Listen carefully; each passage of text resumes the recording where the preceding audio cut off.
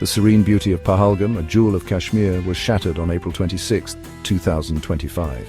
Islamist militants, armed with hate and explosives, unleashed a horrific attack on innocent civilians, including tourists. The carnage left 26 dead, their lives brutally cut short in a spectacle of senseless violence. Among the perpetrators was Hashim Musa, a former Pakistani paracommando, raising troubling questions about possible links to Pakistan's military establishment. The Pahalgam attack sent shockwaves through India, reigniting public anger and demands for decisive action against Pakistan-sponsored terrorism. Adding fuel to the fire were a series of provocative speeches by Pakistan Army Chief General Asim Munir. His rhetoric, laced with religious overtones and endorsements of the two-nation theory, heightened tensions and fueled speculation of Pakistan's complicity in the attack. India's patience had worn thin. Years of diplomatic efforts to bring the perpetrators of terrorism to justice had yielded little result. Pakistan's persistent denial of its role in sponsoring cross-border terrorism, despite mounting evidence, had pushed India to the brink. The Pahalgam massacre proved to be the tipping point. India, it seemed, was ready to shed its strategic restraint and respond with force. The stage was set for Operation Sindoor. The Indian government, under immense pressure to act, carefully weighed its options. A military response was fraught with risk, potentially triggering a wider conflict and inviting international condemnation. However, inaction was no longer tenable. The Pahalgam attack, coupled with General Munir's inflammatory rhetoric, demanded a calibrated yet firm response, a message that Pakistan could not ignore. In the pre-dawn hours of May 7, 2025, India launched Operation Sindoor, a meticulously planned and executed military operation targeting terrorist infrastructure deep inside Pakistan and Pakistan-occupied Jammu and Kashmir. The operation, involving all three branches of the Indian Armed Forces, commenced at 1:05 a.m. and concluded at 1:30 a.m., lasting a mere 25 minutes but leaving an indelible mark on the region's geopolitical landscape. 9 terrorist facilities, including training camps, logistical hubs, and communication centers, were chosen as targets. These facilities, identified through meticulous intelligence gathering, were known to harbor terrorists belonging to groups such as Jaish-e-Mohammed and Lashkar-e-Taiba, both with a history of launching attacks against India.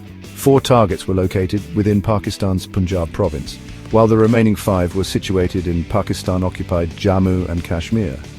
India deployed a mix of precision-guided munitions, including air-launched missiles and loitering munitions, to minimize collateral damage and ensure the operation's effectiveness. The strikes were carried out with pinpoint accuracy, targeting only the designated terrorist infrastructure while avoiding civilian areas and military installations.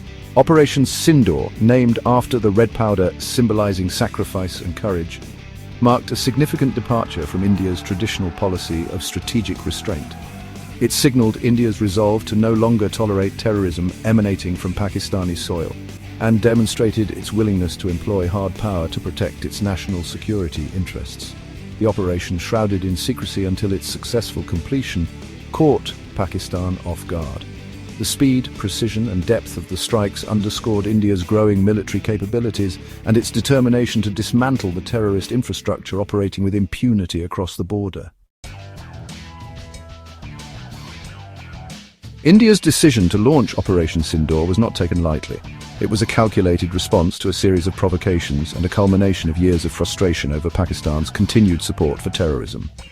The operation's objectives, as articulated by the Indian government, were clear and unambiguous: to dismantle the terrorist infrastructure operating from Pakistani soil, neutralize terrorists planning attacks against India, and send a strong message of deterrence to Pakistan's military establishment. The Pahalgam attack, with its devastating loss of life and the involvement of a former Pakistani soldier, served as a grim reminder of the ever-present threat emanating from across the border.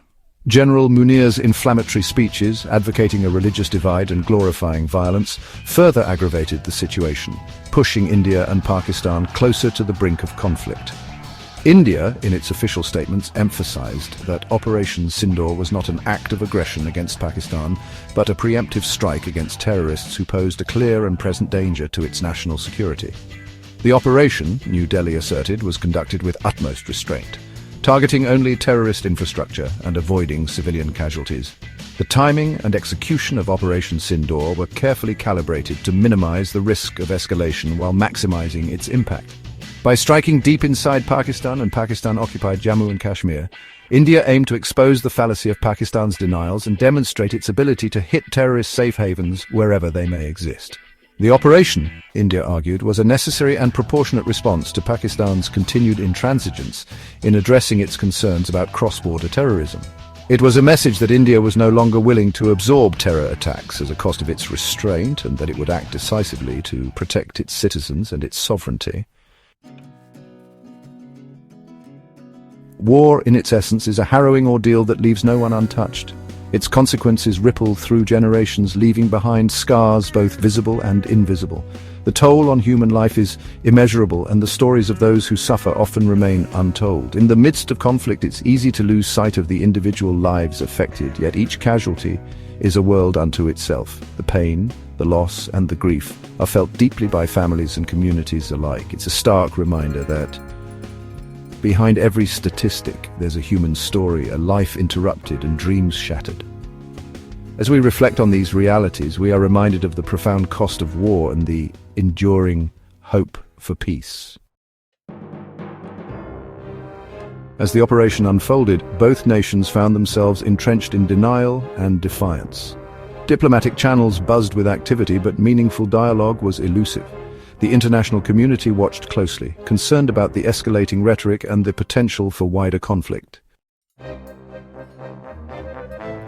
In the wake of rising tensions, global leaders issued strong condemnations and urged restraint. The United Nations, along with major world powers, called for an immediate de-escalation. There was a palpable sense of urgency as fears grew that the situation could spiral out of control. Despite international pressure, tensions continued to rise. Diplomatic efforts seemed to hit a wall, with neither side willing to back down. The stalemate only deepened the crisis, making a peaceful resolution seem more and more distant. Operation Sindoor marked a significant chapter in the history of Indo-Pak relations. The operation's outcomes and the subsequent diplomatic fallout would shape the future trajectory of the region. As both nations navigated the aftermath, the world watched, hoping for a path to lasting peace.